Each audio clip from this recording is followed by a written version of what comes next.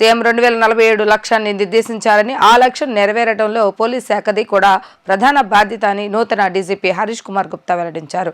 గడిచిన 6 నెలల్లో పోలీస్ శాఖ ఎన్నో నిర్ణయాలు తీసుకుందని అన్నారు. టెక్నాలజీ సహాయంతో ప్రజలకు మంచి సేవలు అందజేస్తామని పేర్కొన్నారు. రాష్ట్ర నూతన డీజీపీగా హరీష్ కుమార్ గుప్తా బాధ్యతలు స్వీకరించారు. డీజీపీ కార్యాలయంలో ద్వారకా తిరుమలరావుకు ఘనంగా వీడ్కోలు పలికారు. పోలీసుల నుంచి ద్వారకా తిరుమలరావు గౌరవ వందనం స్వీకరించారు. సాంప్రదాయం ప్రకారం ద్వారకా తిరుమలరావు దంపతులను పూలతో అలంకరించిన వాహనంపై ఉంచి గౌరవపూర్వకంగా ఉన్నతాధికారులు తాడుతో లాగారు. ఈ సందర్భంగా హరీష్ కుమార్ గుప్తా మాట్లాడుతూ డీజీపీకి అవకాశం కల్పించిన సీఎం చంద్రబాబు నాయుడుకు ప్రభుత్వానికి ధన్యవాదాలు తెలిపారు. పోలీసులకు మౌలిక వసతుల కల్పనపై దృష్టి పెట్టి సంక్షేమానికి కృషి చేస్తానని హామీ ఇచ్చారు.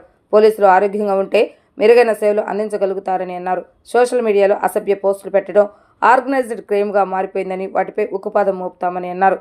రాష్ట్ర వ్యాప్తంగా 200 మంది సైబర్ కమాండర్లను సిద్ధం చేస్తున్నామని తెలిపారు. డ్రగ్స్ నియంత్రణపై స్పెషల్ ఫోకస్ పెట్టనున్నట్లుగా తెలిపారు.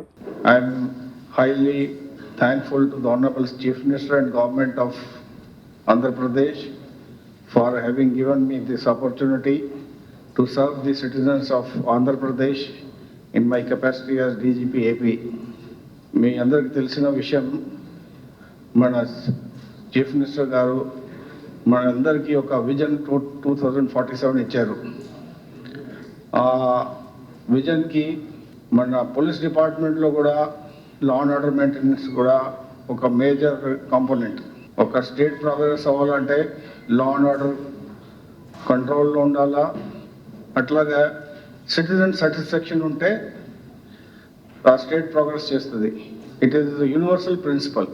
అదే తరాలో ఎంతవరకు కొన్ని ఇనిషియేటివ్స్ ఆల్రెడీ తీసుకున్నారు, కొన్ని ఇంకా మనం నా టెన్యూర్లో నేను తీసుకుంటాము.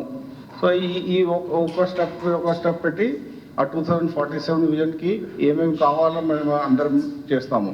అట్లాగే పోలీస్ వెల్ఫేర్ వైపు వస్తే పోలీస్ వెల్ఫేర్లో అన్నీ వస్తాయి. పోలీస్ వెల్ఫేర్లో మీ ప్రమోషన్స్ కానీ, టైమ్లీ ప్రమోషన్స్ కానీ, వాళ్ళ ఫ్యామిలీ వెల్ఫేర్ కానీ ఇవన్నీ వస్తాయి. దాని మీద కూడా ఫోకస్ పెడతాం. వాళ్ళ హెల్త్ ఇష్యూస్ మీద, అది కూడా యాజ్ ఎ పార్ట్ ఆఫ్ మన పోలీస్ ఫోర్స్లో హెల్త్ ఇష్యూస్ కొన్ని ఉన్నాయి. సో దాని మీద ఫోకస్ పెట్టుకొని మనం పని చేస్తాము. అట్లాగా ఈ మన రెస్పాన్స్ సిస్టమ్, మన నంబర్స్ ఉన్నాయి కదా, డయల్ 100, 1930, 112, దానికి ఇప్పుడు మన అది సిస్టమ్ బాగానే పనిచేస్తున్నాయి. అది రెస్పాన్స్ టైం ఎట్లా రెడ్యూస్ చేయగలుగుతాము. సో రెస్పాన్స్ టైం రెడ్యూస్ చేయగలిగితే మన క్రైమ్ ప్రివెన్షన్. సో ఇది ఒకటి మనం చేస్తాము. ఈ సోషల్ మీడియా మీద బాగా స్ట్రాంగ్ ఉంటాము. ఎవరు సోషల్ మీడియా అబ్యూజింగ్ చేస్తే ఇది కూడా ఆర్గనైజ్ క్రైమ్ లాగా మారిపోయింది. ఇండివిజువల్ కమెంట్స్ మనం చూస్తూ ఉంటే individual comments are not individual comments, they are part of the organise crime comments.